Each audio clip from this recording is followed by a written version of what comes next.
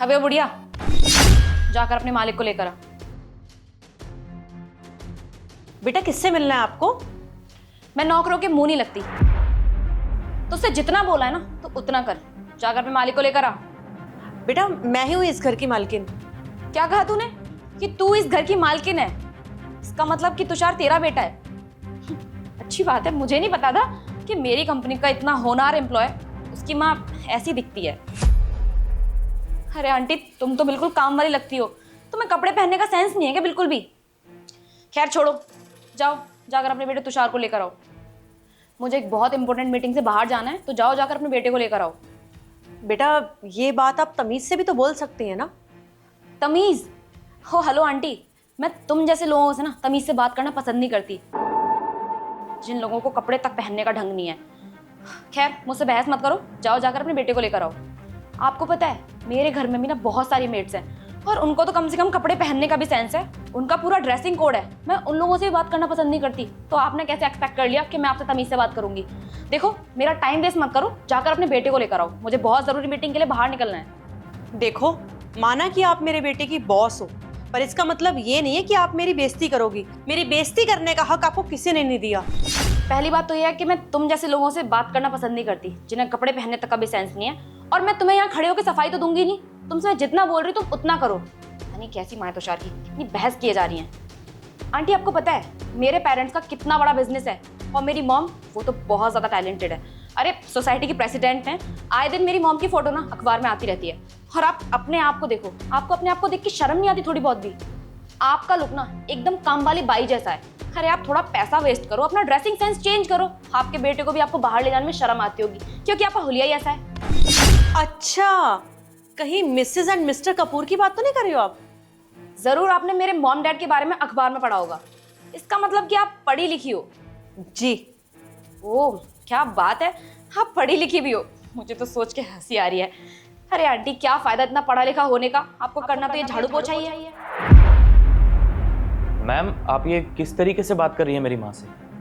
अरे तुषार, जिस तरीके से बात करनी चाहिए वैसे ही तो कर रही हूँ। अब देखो ना तुम्हारी मम्मी को, अगर तुम्हारे घर में कोई गेस्ट आया है कम से कम एक गिलास पानी के लिए तो पूछते हैं। देखो ना ये कैसे बिहेव कर रही है मेरे साथ। क्या माँ, क्या मैम सच कह रही हैं? बेटा ये एकदम सही कह रही है। इज्जत उन्हीं को दी जाती है जो किसी की इज्जत करना जानता हो। माँ आप जाने दो, रहने दीजिए ना। अरे नहीं नहीं, कोई बात नहीं, अपनी माँ को बोलने दो। अब मैंने ना इतना सब कुछ बोला है तो बुरा तो लगा ही होगा ना। कोई नहीं, आप बोलो क्या कहना चाहती हो। देखिए मैम आप प्लीज ऐसे मत कीजिए। अरे आप जानती नहीं है मेरी माँ के बारे में। क्यों क्यों ना बोलूं तुम्हारी माँ के बारे में ऐसा? वैसे भी ये कर क्या लेंगी, मेरी कंपनी बंद करवा देंगी। क्यों आंटी, आप मेरी कंपनी बंद करवा दोगी क्या? हाँ मैम, ये आपकी कंपनी बंद करवा सकती हैं, क्योंकि ये इस शहर की एसडीएम ऑफिसर है। क्या? और हाँ, आपके पेरेंट्स के जितने भी कॉन्ट्रैक्ट्स हैं ना, वो सारे मेरी माँ के अंडर ही हैं। I am really sorry aunty, मुझे प्लीज माफ कर दीजिए। मुझे नहीं पता था कि आप शहर की एसडीएम है, अगर पता होता तो इतनी बदतमीजी कभी करती नहीं आपके साथ। I am really sorry, please हो सके तो मुझे माफ कर देना। अरे वाह, आपको तो अपनी गलती बहुत जल्दी महसूस हो गई। जैसे ही आपको पता चला कि मैं एसडीएम ऑफिसर हूँ, आपका तो बोलने का तरीका ही चेंज हो गया। और वैसे भी आप मेरी घर की मेहमान हो, तो मेहमान घर पर आके माफी मांगे ये मुझे पसंद नहीं है। मैम प्लीज आप मेरे पेरेंट्स के साथ कोई भी डील कैंसिल मत करना, बहुत ज़्यादा नुकसान हो जाएगा उनका। I am really sorry ma'am. देखो बेटा, मेरी बेइज्जती आपने करी है, आपके पेरेंट्स ने नहीं करी है, तो इसीलिए आपकी गलती की सजा आपको मिलेगी, ना कि आपके पेरेंट्स को। मेरी जो भी डील आपके पेरेंट्स के साथ थी वो मैं कैंसिल नहीं करूंगी, क्योंकि मैं आपके पेरेंट्स को बहुत टाइम से जानती हूँ और उनका नेचर तुम्हारी तरह नहीं है। अरे वो तो दोनों बहुत अच्छे हैं, बहुत तमीज से बात करते हैं, पर मुझे एक बात क्लियर नहीं हो रही है, वो दोनों इतने संस्कारी हैं पर उन्होंने अपनी बेटी को बिल्कुल भी संस्कार नहीं दिए। ये मेरी समझ में नहीं आया। पर हाँ बेटा, जो कंपनी तुम चला रही हो ना, उस कंपनी में अगर मुझे कोई भी गड़बड़ दिखी तो जरूर मैं कुछ ना कुछ करूंगी।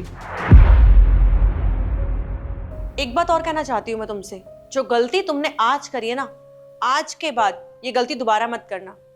और बेटा तुम्हें इनके अंडर काम करने की कोई भी जरूरत नहीं है, इनके यहां से तुरंत नौकरी छोड़ो और आप जा सकती हैं।